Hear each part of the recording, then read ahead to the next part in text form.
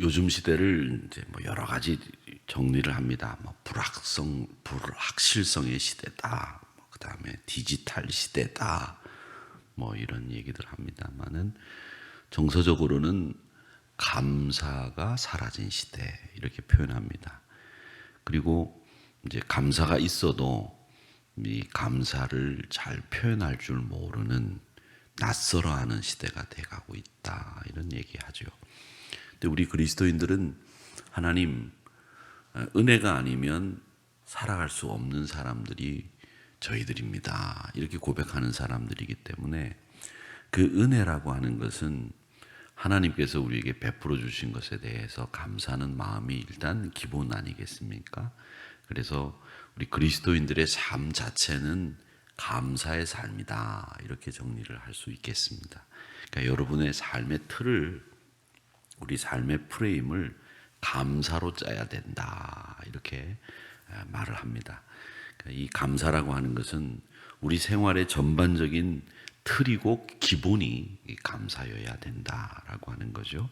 오늘 이 말씀은 이 감사에 대해서 우리가 참 깊이 여러 가지 생각해 볼 수 있게 하는 본문인데, 우리가 하나님의 은혜 앞에서 어떻게 감사하며 살 수 있을까, 이걸 생각할 때 이 본문이 아주 적합한 본문입니다. 오늘 본문 말씀에 보니까 예수님이 사마리아와 갈릴리 경계를 지나가셨어요. 그러니까 사마리아는 갈릴리보다 밑에 있습니다. 그러니까 갈릴리에서 예루살렘이나 그 이스라엘의 수도 그리고 본 활동지로 가려면 이 갈릴리를 이렇게 거쳐서 가야 되거든요. 거치지 않으면 빙 돌아야 됩니다. 근데 이 갈릴리와 사마리아 이 경계를 지나간다고 하니까 이제 이 예루살렘이라든지 이쪽으로 이제 가시기 위해서 내려가시는 길이죠.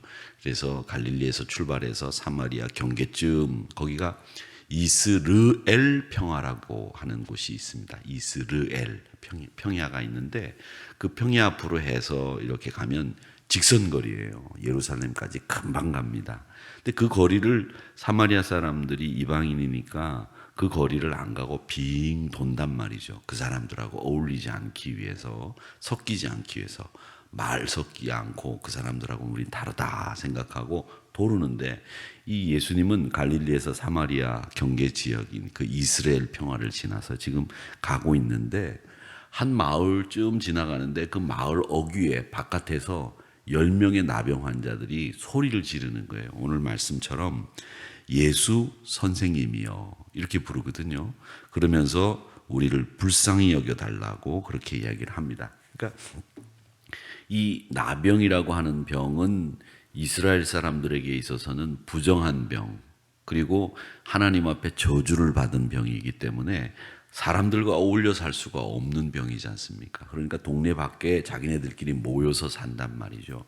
나중에 이 사람들이 죽는지 살았는지 아무도 몰라요. 그냥 거기서 그냥 자기 생명 자체가 거기서 소진되고 끝나버리고 마는 거기 때문에 거기서 어울려서 살다가 예수님이 지나간다는 얘기를 듣고 예수님을 부를 호칭도 제대로 잘 모르지만 그냥 선생님이라고 부르는 게 낫겠다 싶어가지고 예수 선생님, 우리를 고쳐달라는 말도 감히 못하는 거죠. 불쌍히 여겨달라라고 그렇게 말할 수밖에 없는 처지의 사람들. 그러니까 그만큼 불쌍히 여겨달라고 말할 수밖에 없는 그 사람들의 처지가 얼마나 삶에 대해서 의욕도 잃었을 것이고, 그 사람들이 다른 사람에게 인정받지 못했고, 내가 이야기해봤자 지금까지 들어주는 사람이 아무도 없었기 때문에 감히 고쳐달라는 말을 못할 정도의 상황이었다라고 하는 것을 우리가 보는 거죠. 그렇게 해서 큰 소리로 예수님 앞에 긍휼을 구하는데, 이 긍휼을 구하는 것은 결국 그 속뜻은 뭡니까? 불쌍히 여겨달라는 말이 고쳐달라는 말 아니에요. 고쳐달라. 그렇게 해서 긍휼을 구하고 불쌍히 여겨달라는 말은 고쳐달라라는 말과 같은 말입니다. 근데 이 고쳐달라는 말을 이 히브리어로는 라파라고 합니다. 라파, 고친다라고 하는 말. 그래서 여호와 이름 중에서 여호와 이레가 있고 여호와 이레, 여호와 니시 이런 이름들이 쭉 있는데 거기에 여호와 라파 파가 있단 말이죠. 치료하시는 하나님이라고 하는 말인데 그 긍휼을 구하는 것도 치료하시는 하나님의 은혜를 구하는 말씀이죠. 그렇게 해서 이 뜻밖의 만난 이 병자들, 소외된 사람들이 하나님의 아들 그리스도 예수에게 치유함을 구하고 긍휼을 구하는 모습을 볼 수 있다라는 겁니다. 자, 그러면 우리가 생각해 볼 때 긍휼을 구한다라고 했을 때 이 긍휼을 구한다라고 하는 말은 치료해 달라고 부탁하는 말은 이 사람이 나를 치료할 수 있다고 믿기 때문에 치료를 구하는 거죠. 긍휼을 구하는 거죠. 그렇지 않습니까? 우리가 병원에 가가지고 의사한테 가서 아우 여기 옆구리가 아파가지고서 이러면 옆구리를 고칠 수 있다고 하는 믿음을 가지고 그 의사를 찾아가는 거지. 이 의사 이거 돌팔이야. 내가 가서 아무리 얘기해봤자 이 사람 못 고쳐. 이러면 그 병원 갑니까? 안 갑니까? 안 갑니다. 여러분들이 병원을 갈 때 제일 먼저 어떻게 병원을 갑니까? 특히 이 한의원 같은 데는 뭘 믿고 갑니까? 거의 대부분 소문 믿고 가요. 저도 한번 저 충무까지 한번 가본 적이 있어요. 거기 충무역에 내리면 저 터미널에 내리면 그 옆에 아주 용한 한의원이 있다고 그래서 그 충무까지 약을 지러 한번 간 적이 있어요. 제가 알기로도 여러분 한의원에 먼 한의원이 있는데 거기 가면 뭘 잘 고친다나 그래가지고 가보신 분 저기 한 번 정도는 다 있으실 거예요. 어느 여기 가까운 데 어떤 한의원은 이 축농증, 비염 이걸 잘 고치는 한의원이 있다고 그래서 그 약만 갖다 먹으면 백발백중 그 약을 다 먹기 전에 그 병이 낫는다 그래가지고 가시더란 말이죠. 그건 뭘 말씀드리려고 하는 거냐면 여러분 믿음이 있기 때문에 그 의사를 찾아가는 거예요. 그렇듯이 이 사람들이 예수님에게 긍휼을 구하고 치유함을 불쌍히 여겨달라고 얘기하는 것은 예수님에 대한 믿음이 있기 때문이었다라고 하는 거죠.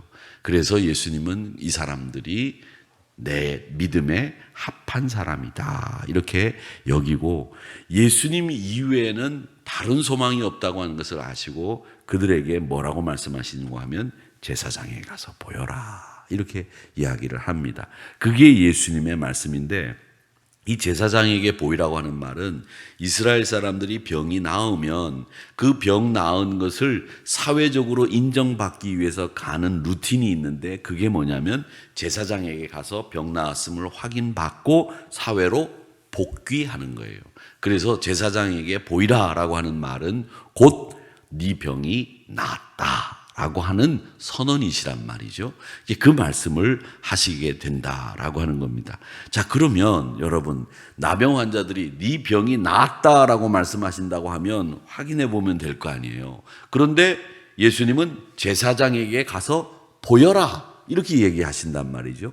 이 말씀은 우리에게 고침받기 위해서 필요한 것이 무엇인지를 말씀해 주시고 있는 겁니다.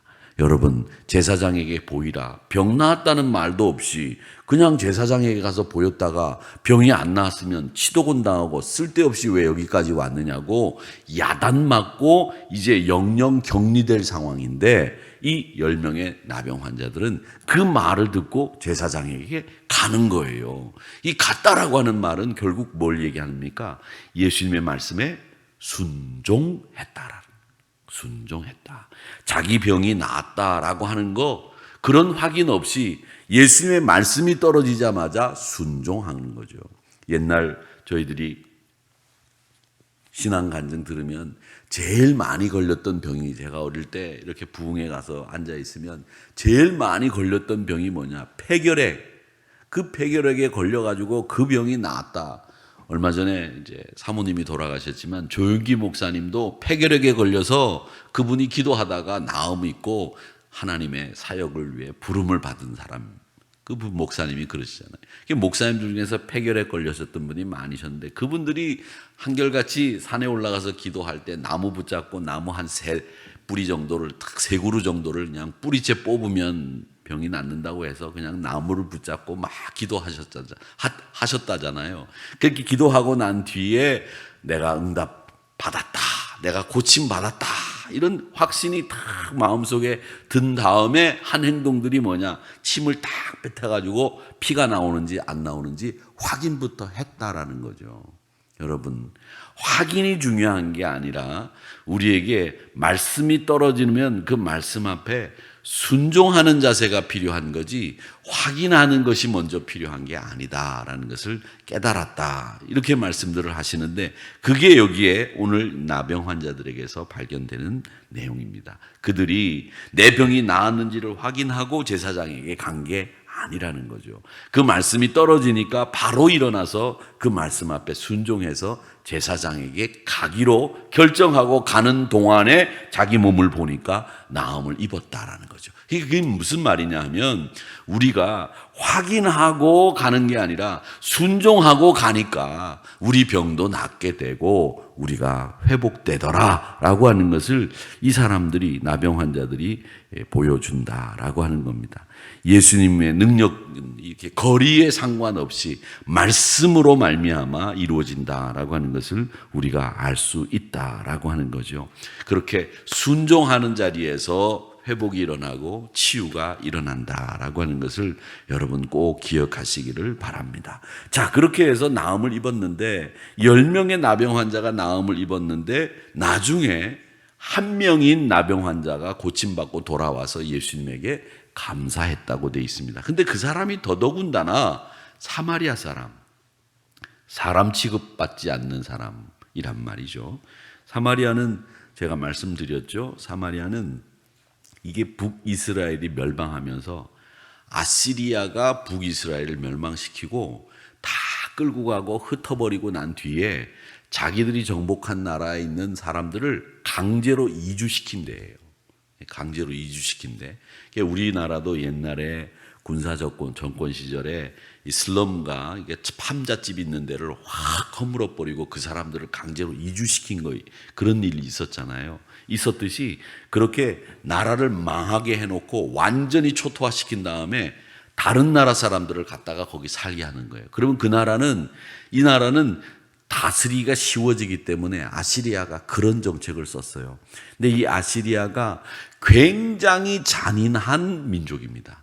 너무너무 잔인한 민족이에요. 그래서 이 이스라엘 사람들이 자기 혈통을 굉장히 소중하게 생각하는 사람인데도 불구하고 혼혈이 됐단 말이죠. 그 상종 안 하는 거예요. 근데 그 사마리아 사람 취급 안 하는 그 사마리아 사람만 돌아와서 감사했다는 거예요. 이건 뭘 얘기합니까?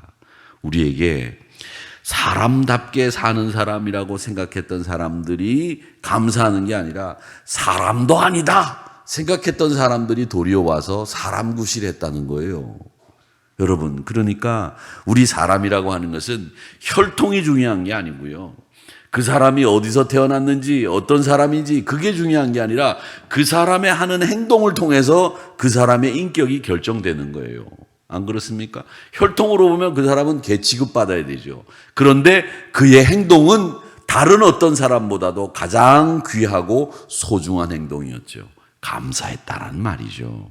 그래서 우리 예수님이 한탄하시죠. 18절에 말씀해 보세요. 이 이방인 외에는 하나님께 영광을 돌리러 돌아온 자가 없느냐.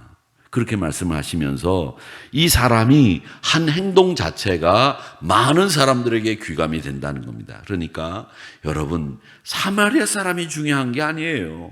갈릴리 사람이 중요한 게 아니라 그 사람이 감사할 줄 아느냐, 감사할 수 없느냐, 이게 예수님이 보시는 문제였다라는 겁니다. 그래서 정상적인 생활을 할 수 있게 된 그가 감사해야 될 뿐 예수님을 찾아왔다는 거죠.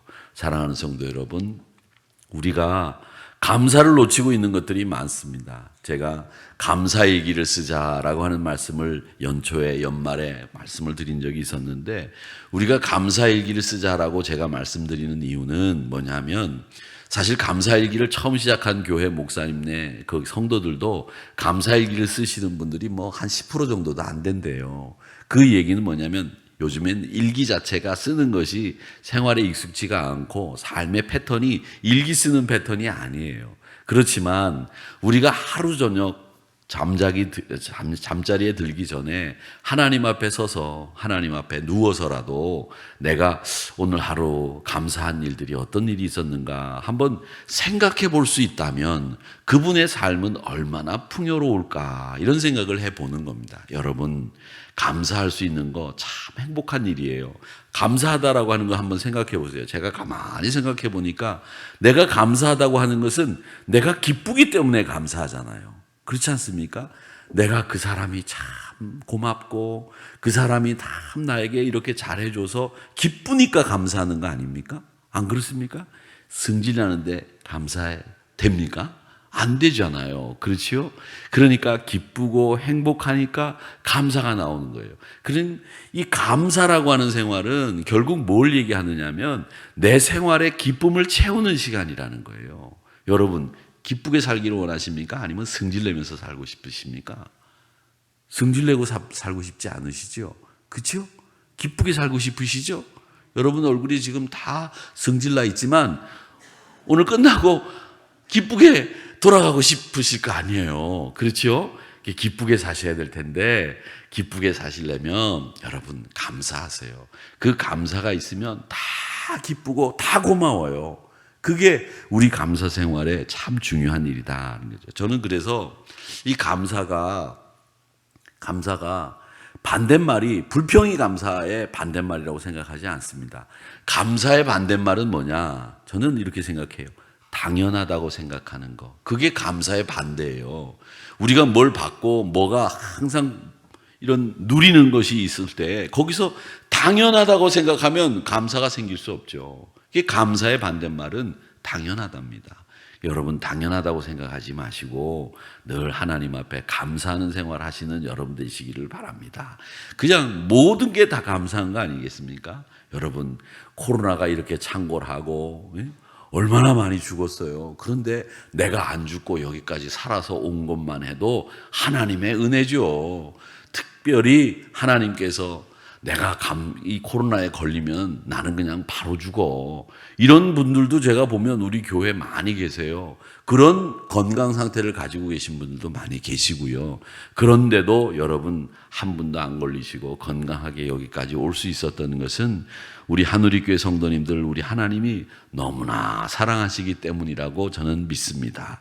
그래서 예수님을 구원해 주러 감사하고 그분을 찬양하면서 마음으로만 감사하지 말고 구체적으로 여러분 입으로 감사합니다. 감사합니다. 이렇게 감사를 앞세우는 여러분의 삶이 되시기를 주님의 이름으로 축원합니다. 그러니까 이 사마리아 이 나병 환자가 고침을 받은 것은 저는 깊은 차원에서 감사라고 생각을 해요.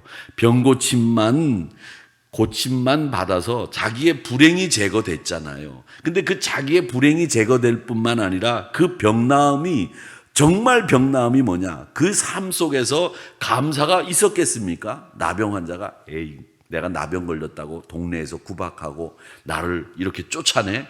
친척들도 나를 모른다고 해? 내가 이렇게 살 수 있는 인생인가? 내가 왜 이렇게 살아야 돼? 이런 마음이 얼마나 그 마음속에 많았겠어요. 그런데 나음을 입는 순간에 예수님 앞에 나와서 그가 감사할 수 있었다고 하는 것은 제일 중요한 것은 그 삶의 방정식이 바뀐 거예요. 삶이 바뀐 거잖아요. 불평과 불만과 소외됨, 박탈감에서 이제는 감사할 수 있는 삶으로 바뀌었기 때문에 병 고친 것보다도 그의 마음의 병이 고침받은 게 훨씬 더 소중하고 귀한 거다라는 것을 우리가 여기서 보게 되는 겁니다. 그리고 하나님이 그를 버리지 않고 포기하지 않으셨다는 것을 그가 깨달았을 거예요. 아, 그렇구나. 내가 이렇게 버림받은 자리에서 끝나는 게 아니라 하나님은 나를 끝까지 포기하지 않으셨던 분이셨구나 라는 것을 알게 됐다는 겁니다. 사랑하는 성도 여러분, 하나님은 여러분을 포기하지 않으십니다. 예? 믿으십니까? 여러분, 하나님이 여러분을 끝까지 지키시고 여러분의 귀 소리에 귀를 세우시고 들어주시는 분이 우리 하나님이십니다. 시편 116편 2절에 그 말씀이 있다고 제가 어제 말씀드렸는데 여러분의 기도를 들으시는 분이 우리 하나님이시고요. 여러분을 너무나 사랑하시는 분이 우리 하나님이십니다. 그러니까 그 하나님 앞에 감사하세요. 우리가 다른 종교처럼 가서 하나님을 깨워가지고 내 기도 좀 들어주세요. 이렇게 얘기하시는, 그렇게 행동하시는 분이 아니라 우리 하나님은 내게 관심을 기울이시고 내게 사랑을 베푸시는 분이시기 때문에 내가 하나님 앞에 관심을 지금 안 기울이는 게 문제지 하나님은 우리에게 제일 많은 관심을 기울이고 계시다라는 것을 여러분 꼭 기억하시면서 감사하는 사람의 마음에는 기쁨이 있고 감사하는 사람의 마음에는 행복이 있고 감사하는 사람에게는 늘 그 주변에 이 감사의 세균을 바이러스를 퍼뜨리는 사람이라는 겁니다. 그러니까 여러분 코로나 바이러스의 그 세균을 퍼뜨리는 게 아니라 우리는 감사의 바이러스를 퍼뜨리자 이런 생각을 가지시고 감사하면서 사시기를 바랍니다. 늘 감사합니다. 고맙습니다. 감사합니다. 오늘 아침에도 참 이렇게 나와주신 우리 사랑하는 성도 여러분 감사합니다. 고맙습니다. 여러분 건강하시고 어저께 밤에 잘 주무신 것 같아서 감사합니다. 오늘 아침 식사도 잘 하실 것 같아서 감사합니다. 기도하겠습니다.